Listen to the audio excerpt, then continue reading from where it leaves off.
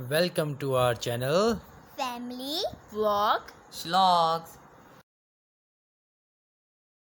अस्सलाम वालेकुम नाजरीन और आप सबको खुश आमदीद फैमिली व्लॉग श्लॉग में। आज एक थोड़ा सा मुख्तलिफ व्लॉग है, आप सब के लिए कुछ इन्फॉर्मेटिव होगा और इंशाल्लाह आप जो लोग भी देखेंगे हो सकता है किसी के लिए ये काम भी आ सके आगे भी। और आजकल के दिनों में आजकल आपको पता है कि एडमिशन स्टार्ट हो चुके हैं कॉलेजेस के, स्कूल्स के भी। तो इसी तरह के से मेरी जो बेटी है उसका एडमिशन भी हम लोगों ने फ़ाइल किया हुआ था और उसकी हमें कल जमा सबमिट करवानी है फ़ाइल। बेसिकली ये Islamabad college for girls F62 में हम लोग एडमिशन के लिए अप्लाई कर रहे हैं। फ़ीस वगैरह हमने जमा करवा दी है, फ़ीस इसमें पहले जमा हुई है और उसके अगेंस्ट फिर हमें ये एक फ़ाइल इशू हुई है जिसके ऊपर हमने फ़िल आउट करके और ये सबमिट करानी है मैक्सिमम परसों तक, यानी 10 तारीख तक।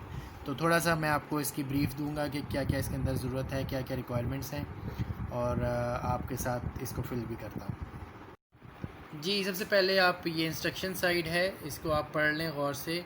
सबसे पहला पॉइंट इसके अंदर लिखा हुआ है all columns of admission file should be filled, यानी जितने भी कॉलम्स हैं इस फ़ाइल के वो सारे फिल होना ज़रूरी हैं। सेकंड पॉइंट है admission formalities to be completed within the stipulated period of the issuance of the admission file, कि जितनी टाइम पीरियड इसके अंदर दिया जा रहा है, आपको दिया जाता है, चाहे वो 10 दिन हो, 5 दिन हो, 4 दिन हो, उसके अंदर अंदर आपने ये सारी कंप्लीट करके आपने वापस कॉलेज में जमा करवानी है और उसके बाद ये एक्सेप्टेबल नहीं होगी। नंबर 3 इसके जो पॉइंट है वो है कि attested photo copies of certificates documents to be attached, उसकी डिटेल फिर ये नीचे सारी दी गई है। पहला उसमें चीज़ है SSC मार्कशीट। मींस के इसमें जो आपका मैट्रिक का रिज़ल्ट की मार्कशीट आपके पास आई है, जिसकी भी जो भी स्टूडेंट आप एडमिशन ले रहे हैं उसकी अटेस्टेड फ़ोटो कॉपी इसके साथ अटैच होगी। सेकंड है character certificate from head of institution last attended. तो जैसे ही अब स्टूडेंट अपना मैट्रिक क्लियर करता है और उसकी मार्कशीट आती है तो उसके साथ ही कैरेक्टर सर्टिफिकेट भी इशू कर दिया जाता है, इन केस अगर कोई ऐसा इशू ना हो, अनलेस उसको कोई प्रॉब्लम ना हो उनके इंस्टीट्यूशन का। नंबर सी है कंप्यूटराइज्ड CNIC, मतलब कह लें कि कार्ड ऑफ फादर या गार्डियन जो भी आप हैं, आपके जो स्टूडेंट के फादर हैं या उसके गार्डियन है, मदर है या कोई भी इसको जो कस्टोडियन है, उनका CNIC की कॉपी इसके साथ अटैच होगी। अच्छा, एक बात साथ और बता दूं कि ये सिर्फ एक फ़ाइनल फ़ाइल है जो कि आपके डॉक्यूमेंट्स के एडमिशन के बाद बेसिकली कंप्लीट की जाती है। एडमिशन हो चुका होता है और ये सिर्फ एक इंस्टीट्यूशन में आपके लिए रखी जाती है और इसी के अंदर फिर आपका डाटा जो है मेंटेन किया जाता है। तो इस वजह से जो इसके साथ इसके अलावा काफ़ी सारी चीज़ें थी जो कि पहले रिक्वायर्ड थी, वो हम जमा करवा चुके हैं। तो इसी तरीके से आप भी अगर जमा करवाएंगे तो वो आप पहले ही जमा करवाएंगे before submission of this file, और इसकी फ़ीस से पहले वो जमा हो चुके होते हैं, जो रजिस्ट्रेशन फॉर्म कहलाता है। अच्छा, डी है जी registration card issued by the board. ये वो रजिस्ट्रेशन कार्ड है जो आपका मैट्रिक के लिए से पहले आपको मिला होता है स्टूडेंट को, वो आपने इसके साथ अटैच करना है। वो ओरिजिनल आप साथ अटैच कर देंगे बिकॉज़ ये एक प्रूफ है आपका कि आपने अपना जो है पेपर्स मैट्रिक के दिए हैं और आप उसके लिए एलिजिबल थे। और आखिरी है original NOC issued by the educational board. अब इसकी ये सिर्फ इस पॉइंट इस चीज़ उसके लिए होगा कि in case of other than FBIC students, कि जो अब हम क्योंकि फ़ेडरल बोर्ड के साथ ये हमारा फ़ेडरल बोर्ड से इंस्टीट्यूशन एफिलेटेड है, अगर FBIC से अलावा कोई और बोर्ड है, पंजाब है, सिंध है, KP है, कोई भी है, उसकी सूरत में वो NOC साथ इसके साथ अटैच किया जाएगा। तो ये बेसिकली बेसिक इंस्ट्रक्शंस हैं और बाकी फ़िल आउट जो फॉर्म करना है वो इसके अलावा है। ये डॉक्यूमेंट्स आपने इसके साथ अटैच करने हैं। जी, वीडियो बनाने का असल मकसद ये नहीं है कि खुदा न खास्ता आप लोगों को ये बताना कि फ़ॉर्म कैसे फ़िल होता है। बेसिक मकसद ये होता है कि आपकी कुछ बाज़ अभी भी बहुत सी ऐसी फैमिलीज़ हैं जिनके बच्चे तो माशाल्लाह पढ़ रहे हैं और आगे वो ग्रो कर रहे हैं पढ़ाई में, लेकिन उनके पेरेंट्स या उनके गार्डियंस जो भी हैं वो उतने पढ़े लिखे नहीं हैं और उनके लिए थोड़ा सा ये मुश्किल होता है इस तरह की चीज़ें फ़िल करना, क्योंकि एक दफ़ा आपने अगर गलती कर दी तो आप दोबारा इसको कटिंग करके अगर आप करते हैं तो एक्सेप्टेबल नहीं होता। तो मेरी भी अक्सर कोशिश यही होती है नॉर्मली कि मैं पहले इसकी एक रफ़ कॉपी पे फ़िल करता हूँ, उसके बाद जो है जनरल जो इसका ओरिजिनल फॉर्म है या ये जैसे फ़ाइल है, ये मैं बाद में फ़िल करता हूँ। एनीवेज़ अब हम फॉर्म फिल करना जैसे स्टार्ट करें। सबसे पहली लाइन है group to which admission is granted. सबसे पहला ये पार्ट है, इसके अंदर pre medical, pre engineering, general science या ह्यूमैनिटीज़, जिस भी शोबे में आपका एडमिशन हुआ है आपने उसको टिक करना है। अब इस जैसे अगर प्री मेडिकल में है तो आप प्री मेडिकल को टिक करेंगे, प्री इंजीनियरिंग को, जनरल साइंस को या ह्यूमैनिटीज़ को। तो जैसे अब मैं इसमें फ़िल करूँगा तो मेरी क्योंकि जो बेटी है उसने जनरल साइंस में एडमिशन लिया है और वो बेसिकली आईसीएस है, लेकिन यहाँ पे क्योंकि जनरल साइंस का पोर्शन ही लिखा जाता है तो हम इस जनरल साइंस को टिक कर देंगे। अब इसके बाद सबसे इम्पॉर्टेंट बात है कि इसमें जो नाम लिखने हैं, आपने अपने स्टूडेंट का नाम लिखना है, जो भी बच्चा है उसका वो ब्लॉक लेटर्स में लिखना है। सारे कैपिटल वर्ड्स होने चाहिए। छोटे वर्ड्स में अगर आप लिखेंगे तो वो एक्सेप्ट नहीं होती फ़ाइल उसमें, और दूसरा वो बाज़ दफ़ा वो उस पर लगा देते हैं, आपके ऑब्जेक्शन लगाकर फ़ाइल वापस भी कर सकते हैं। तो सेफ़ साइड के लिए ज़रूरी है कि आप जो जो चीज़ें लिखी हैं उसको एज़ इट इज़ फॉलो करें। तो इंशाल्लाह अभी मैं इसकी फ़िल करना शुरू करता हूँ, साथ साथ आपको मैं दिखाता भी जाऊँगा। जो जितना जितना फॉर्म मैं फ़िल कर दूँगा उसके बाद फिर आपको एक छोटे छोटे उसके अंदर आपको क्लिप्स में साथ कुछ थोड़ा बहुत गाइड भी करूँगा। जी, अभी हमने ऊपर बेसिक इन्फॉर्मेशन फ़िल कर दी है, नाम लिख दिया है, उसके बाद date of birth, in figures भी लिखनी है और इन वर्ड्स भी लिखनी है।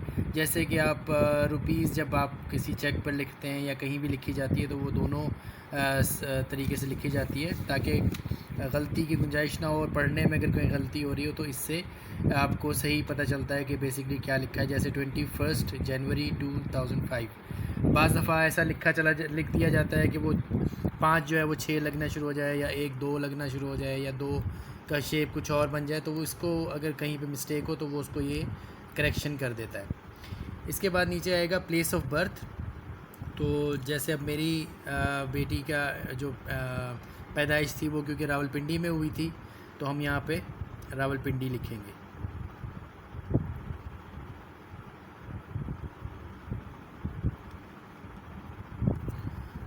नेशनैलिटी तो जाहिर सी बात है कि पाकिस्तानी ही है।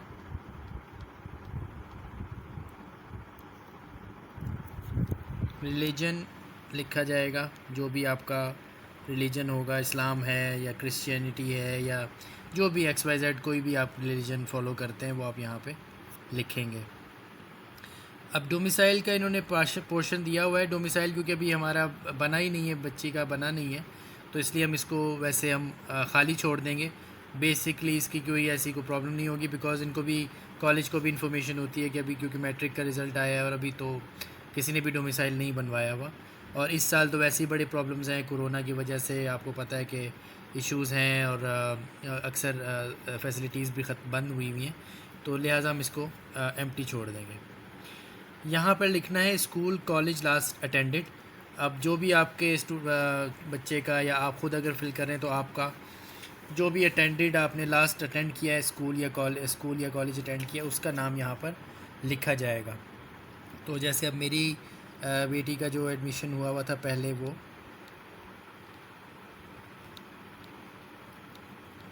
इस्लामाबाद मॉडल कॉलेज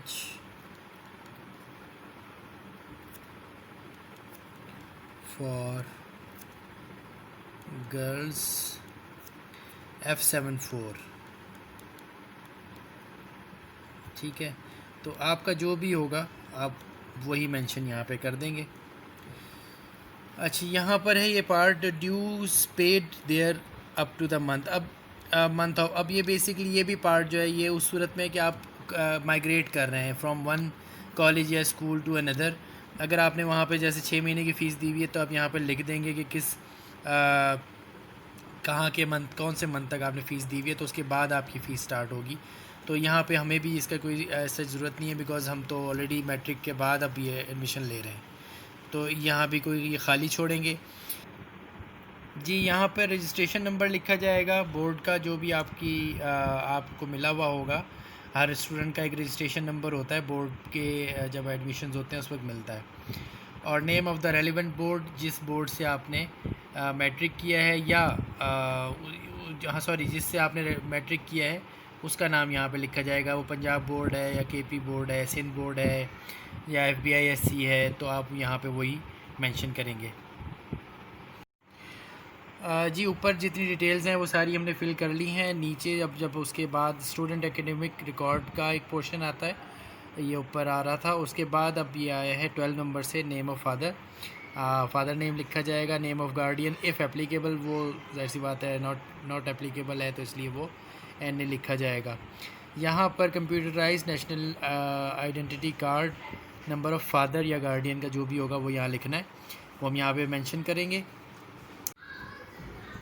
तो अभी ये है कि जो इसके अंदर आपने नेशनल आइडेंटिटी कार्ड नंबर लिखना है वो बेसिकली आप लिखेंगे फादर या गार्डियन, दोनों में से जो भी इस वक्त आपके कस्टोडियन हैं उसका लिखा जाएगा। लेकिन फ़ादर नेम में वही लिखा जाएगा जो फ़ादर नेम है। आप उसमें गार्डियन नेम नहीं लिख सकते। मतलब इन केस खुदा न खास्ता अगर फ़ादर मौजूद नहीं है तो उनका नाम लेकिन फिर भी लिखा जाएगा।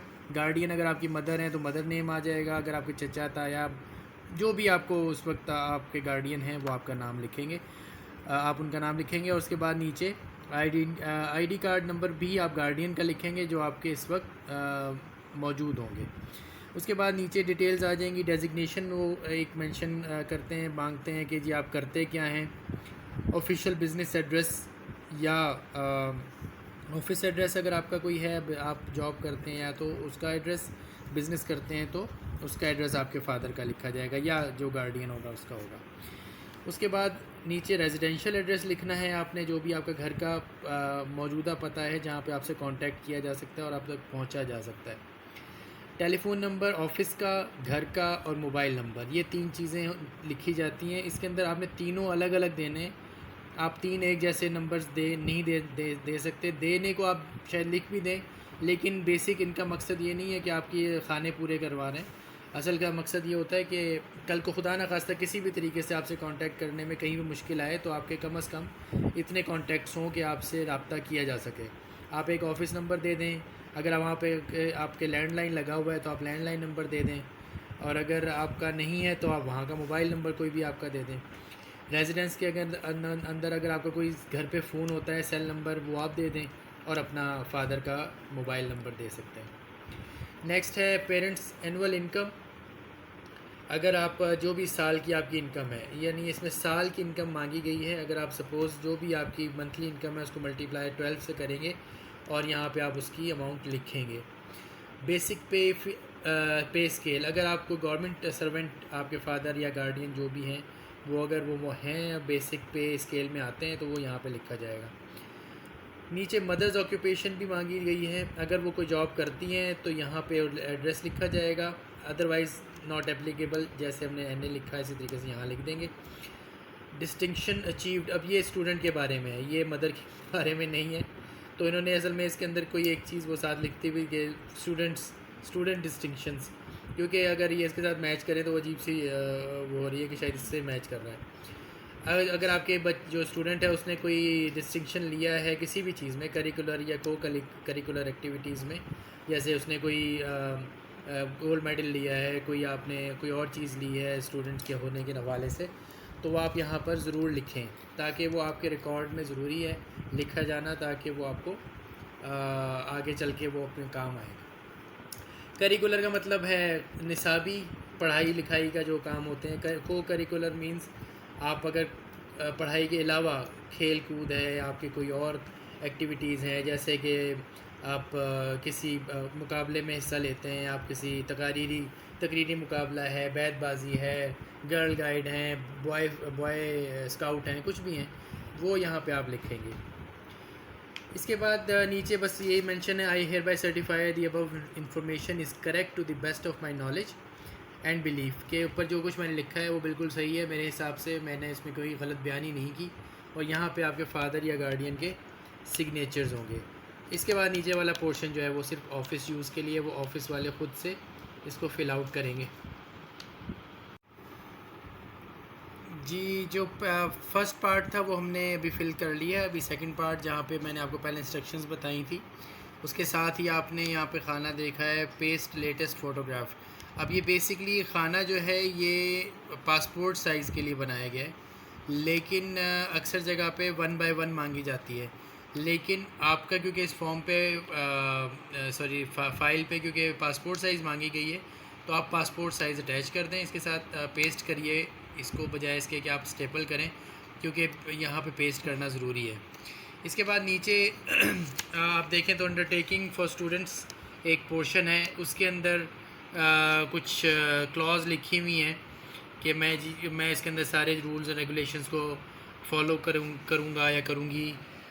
उसके अलावा प्री रिक्विजिट जो भी एडमिशन के हैं वो मैंने पूरे किए हैं। प्रमोशन, डिटेंशन, डिसीजन जो भी होगा वो मैं इसको कबूल करूँगा। और इसके बाद ये है कि जी मैं अपना जो मेरा जो कंडक्ट है, बिहेवियर है, वो मैं इसको अंडरस्टैंड करता हूँ कि अगर वो अप टू द मार्क ना हुआ स्टैंडर्ड्स के इस इंस्टीट्यूशन के, तो मुझे मेरे ख़िलाफ़ कोई भी एक्शन लेने के लिए प्रिंसिपल जो है वो मजाज होंगे। आखिरी point, I also understand that a decision of the principal rusticate, expel or to award any punishment on having found me guilty of serious breach of discipline violation। जो भी मतलब इसका लुबे-लुबाब ये है कि जो अगर ऐसा कोई होती है तो आपकी तरफ से हरकत जिसके अगेंस्ट प्रिंसिपल आपको कॉलेज से निकाल देता है या एक्सपेल कर देते हैं या किसी भी कोई भी पनिशमेंट देते हैं, तो वो फ़ाइनल होगी, उसके ऊपर कोई मैं एतराज़ नहीं कर सकता। और उसके बाद आपने डेट मेंशन डालनी है और स्टूडेंट के सिग्नेचर्स यहाँ पर करवाने हैं, आपने ख़ुद नहीं करने, आपने अपने जो भी आपका स्टूडेंट है या अगर आप खुद स्टूडेंट हो आप यहाँ पर साइन करेंगे। इसके बाद नीचे एक और अंडरटेकिंग पेरेंट गार्डियन की तरफ से है, वो उसके अंदर आप पेरेंट या गार्डियन अपना नाम लिखेगा, स्टूडेंट का नाम यहाँ लिखा जाएगा, डेट डलेगी और पेरेंट गार्डियन के सिग्नेचर्स होंगे। तो ये बेसिकली एक ओवरऑल एक फॉर्म फिल करने का एक छोटा सा डेमो था। ये आपकी एडमिशन फॉर्म सॉरी फ़ाइल के तौर पे रजिस्ट्रेशन फ़ाइल और एडमिशन फ़ाइल है। तो ये इसके बाद आप इसके अगर टॉप पे देखेंगे तो 2-3 चीज़ें और रिक्वायर्ड हैं, वो कोई ऐसी बड़ी जो चीज़ें आपने अंदर लिखी हैं वही इसके अंदर नाम पे स्टूडेंट का नाम और बाकी चीज़ें लिखी जाएंगी। तो उम्मीद है कि ये आपके लिए वीडियो हेल्पफुल रही होगी और आइंदा आप इसको अगर आप अभी भी कोई एडमिशन फॉर्म आपने जमा करवा रहे हैं या फ़ाइल अभी सबमिट करानी है आपने, तो ये आप इसको देख के आप इसका फ़ायदा उठा सकते हैं। तो मेरी तरफ़ से आप सबका बहुत शुक्रिया कि आपने वीडियो एंड तक देखी और उम्मीद करता हूँ आपके काम आएगी। अल्लाह ताला आपको खुश रखे, आपके घर वालों को खुश रखे। मेरी तरफ़ से आप सबको अल्लाह हाफिज़। So don't forget to Like, share, and subscribe.